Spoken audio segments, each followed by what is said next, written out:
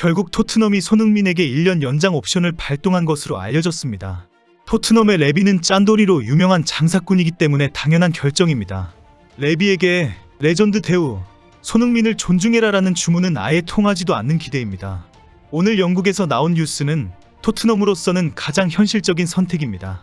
이런 와중에 며칠 동안 일부 한국 매체에서는 황당한 기사가 계속 올라왔습니다. 30일자 풋볼인사이더의 기사를 인용하면서 손흥민은 1억 파운드 가치가 있다라며 자랑하는 내용입니다. 사실은 손흥민을 하나의 상품으로 본 주장인데 마치 연봉 인상이나 장기 재계약으로 이어질 것처럼 적은 것입니다. 그나마 일부 매체는 제대로 대우도 해주지 않으면서 가치를 높게 평가하는 것처럼 립서비스를 한다라고 비난하기도 했습니다. 그동안 손흥민에 대한 토트넘의 장기 재계약과 천문학적 연봉 인상은 모두 한국 팬들의 기대였습니다. 장사꾼이 토트넘과 레비가 그런 선택을 할 리가 없는 현실이었습니다. 그러다가 결국 2024년 6월 30일이 지났습니다. 재계약에 대한 소식이 하나도 들려오지 않으면서 칼자루를 쥔 토트넘이 결국 결정을 한 것으로 보입니다. 손흥민과 토트넘은 2025년 6월 30일까지 계약되어 있습니다. 토트넘은 어제까지 손흥민에게 이 옵션 발동을 통보해야 합니다. 만약에 7월이 넘어가서 손흥민이 이대로 기간을 다 채울 경우 보스만 룰에 의해 손흥민의 이적료를 챙길 수가 없게 됩니다. 하지만 6월 30일까지 1년 연장 옵션을 발동할 경우 계약 기간이 1년 늘어나면서 손흥민을 다시 내년 여름에 이적료를 받고 판매할 수가 있습니다. 결국 이미 토트넘은 손흥민에게 1년 연장 옵션 발동을 통보한 것으로 알려지고 있습니다. 그리고 드디어 오늘 영국과 한국에서는 토트넘이 손흥민에게 1년 연장 옵션을 발동할 것을 확정했다는 보도가 나왔습니다. 영국 풋볼인사이더의 속보를 한국 매체들이 전하면서 큰 화제가 되고 있습니다. 기사는 아주 냉정한 토트넘의 계산에 의한 가장 현실적인 선택이라고 지적했습니다. 매체는 손흥민은 내년 여름 계약이 만료된다. 하지만 이번 연장 옵션으로 2026년까지 손흥민을 잡을 수 있고 토트넘은 장기적인 계획을 세울 수 있다고 평가했습니다. 이제 토트넘은 내년 여름에 케인처럼 거액의 이적료를 받고 손흥민을 팔거나 장기 계약을 할 것인지를 결정하면 됩니다. 풋볼인사이더는 우리 소식통에 의하면 손흥민이 토트넘과 1년 계약 연장에 동의했다라고 보도했습니다. 토트넘 구단이 가지고 있는 권리이기 때문에 손흥민은 동의가 아니고 통보를 받은 것입니다. 토트넘은 1년 연장 옵션이라는 칼자루가 있기 때문에 일단 휘두르고 행세한 상황입니다.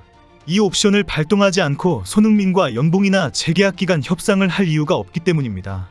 이제 토트넘은 다음 시즌 손흥민의 활약을 지켜본 뒤에 판매를 하거나 재계약 여부를 결정하면 됩니다. 다음 시즌에 챔스리그를 진출하게 되거나 손흥민이 여전히 독보적인 존재로 맹활약을 한다면 반드시 다시 잡아야 합니다. 이번 시즌에도 토트넘이 챔스리그에 진출했다면 손흥민과의 장기 재계약은 당연했다는 지적이 나오는 이유입니다. 토트넘은 일단 내년까지 손흥민을 붙잡아 놓아도 상품 가치가 전혀 떨어지지 않을 것이라는 확신이 있습니다. 33살 손흥민을 사우디에 보내면 지금까지 손흥민에게 지불했던 이적료나 연봉을 상당한 양으로 회수하는 게 가능하다고 보고 있습니다. 사우디 리그는 손흥민과 비슷한 나이대 선수들의 영입에 적극적이기 때문입니다. 손흥민과 동갑인 리버풀의 모하메드 살라와 손흥민보다 한 살 많은 맨시티의 케빈 더브라위너에게 1억 파운드, 약 1750억 원 이상을 제시했습니다. 살라와 더브라위너가 손흥민보다 업적이 빼어나다는 주장이 있지만 손흥민 역시 총액 1000억 원에 달하는 제안이 사우디에서 온다고 해도 전혀 이상하지 않습니다.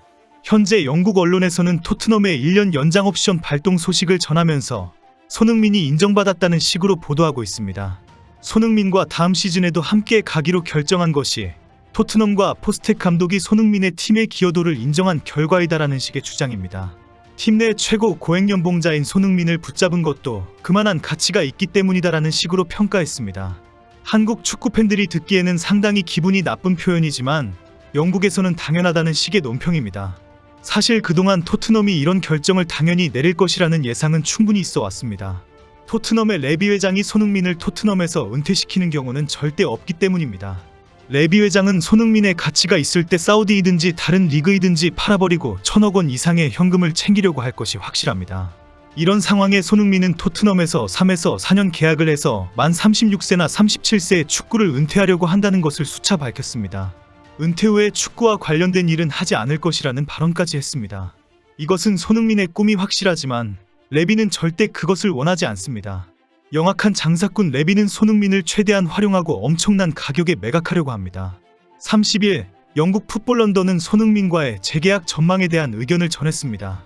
6월 말이 다가오면서 스포츠웹의 3에서 4년 계약 주장부터 많은 관심을 받고 있기 때문입니다. 매체는 토트넘은 손흥민과 3년을 넘는 장기 재계약을 체결하면 안 된다고 지적했습니다. 손흥민이 현재 팀의 중요한 선수인 것은 확실하지만 오로지 토트넘만 바라보면 잔인한 결정을 해야 한다고 주장했습니다. 매체는 손흥민을 매각할 수 있는 최적의 기간을 검토해야 한다. 잔인한 결정이지만 어쩔 수가 없다. 절대 손흥민하고 3년이라는 기간으로 계약하면 안 된다라고 강조했습니다. 최근 스포츠웹이나 후스퍼 HQ 등 토트넘의 팬사이트에서 손흥민을 반드시 잡아야 한다, 4년 장기 재계약을 해야 한다는 주장이 쏟아지는 것에 대한 반박 기사입니다. 이 팬클럽들은 토트넘 내부의 소식을 취재해서 토트넘 팬들에게 안심을 시켜주었습니다. 1년 연장 옵션을 발동한다면 새로운 장기 재계약을 위한 협상 전략이다. 한국 투어 전에 새로운 발표가 있을 것이다. 3에서 4년 계약을 준비하고 있다는 식으로 전했습니다. 결국 이런 상황에 풋볼인사이더가 2년 계약이라는 운을 띄웠고 풋볼런던이 3년은 절대 안 된다라는 주장까지 나온 상황입니다. 30일 영국의 풋볼인사이더는 토트넘이 손흥민과 2년 재계약에 합의했다는 속보를 내보냈습니다. 스포츠웹이 토트넘과 손흥민이 3에서 4년 장기 재계약을 하기로 했다는 소식이 나온 지 단 하루 만입니다. 풋볼인사이더의 속보처럼 실제 손흥민과 토트넘이 2년 재계약을 했는지 아직 확인은 되지 않았습니다. 하지만 매체가 단정적으로 보도한 것은 사실입니다. 토트넘의 레비 회장과 컨설팅을 하고 있는 키스와이네스의 계산은 확실합니다. 손흥민이 토트넘에서 그냥 은퇴를 하는 것은 절대 막아야 하는 입장입니다. 토트넘이 최대한 활용하고 최고의 가격을 받을 수 있을 때 팔아버리는 것입니다. 해리케인도 그렇게 했고 토트넘의 많은 선수들이 그렇게 토트넘에서 쫓겨났습니다. 이제 손흥민도 그렇게 할 것이 확실합니다. 토트넘의 현실적인 선택에는 손흥민이 현재와 같은 기량을 계속 보여준다는 전제가 있습니다. 만약에 현저히 기량이 떨어질 것이라면 이번 여름 이적 기간에 판매를 했을 것입니다. 주장이라고 해서 다음 시즌에 무조건 가야 한다든지 그동안 토트넘에 헌신을 했기 때문에 판매하기가 미안하다는 고민을 할 토트넘이 아니기 때문입니다.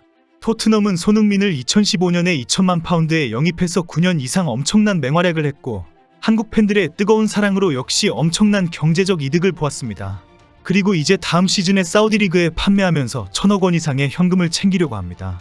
장사꾼 레비에게는 오로지 이렇게 계산기를 두들기는 머리만 돌아갈 뿐입니다. 케인에게 클럽 내 직원들과 인사할 기회도 주지 않은 레비입니다. 손흥민에게 더 냉정하게 나올 것이 확실합니다. 그렇다면 정말 궁금한 것은 손흥민은 무슨 생각을 하는지 알고 싶습니다. 여전히 토트넘에서 은퇴하고 토트넘 구장을 자유롭게 사용할 수 있는 전직 선수가 되는 것이 꿈인가요?